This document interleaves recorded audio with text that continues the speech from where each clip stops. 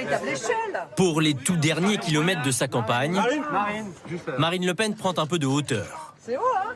Le temps d'un bref échange avec un chauffeur routier, Et comme ça, tout en haut. Dominé. la candidate s'autorise un peu de légèreté avant de sortir l'artillerie lourde contre son adversaire. Un second mandat éventuel de Emmanuel Macron sera un saccage social. Il ne sera plus limité par rien et il ira au bout de sa logique. Il l'a dit lui-même, il veut accélérer. Ce serait donc le premier mandat en pire. Cogné fort, Marine Le Pen n'a plus le choix. Elle est en retard dans les sondages et le temps est compté. Ses soutiens l'encouragent, mais beaucoup doutent de sa victoire. Vous y croyez encore à une possible victoire? J'espère, je souhaite. Un changement tout au moins. Je ne vais pas dire que j'y crois encore, mais je l'espère.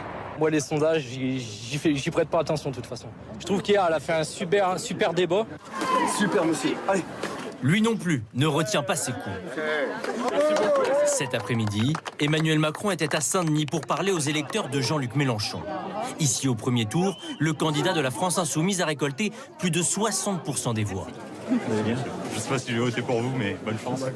Merci, j'espère, j'espère. Le président à la conquête des indécis. Marine Le Pen retourne, elle, dans son fief du Pas-de-Calais pour son tout dernier meeting ce soir.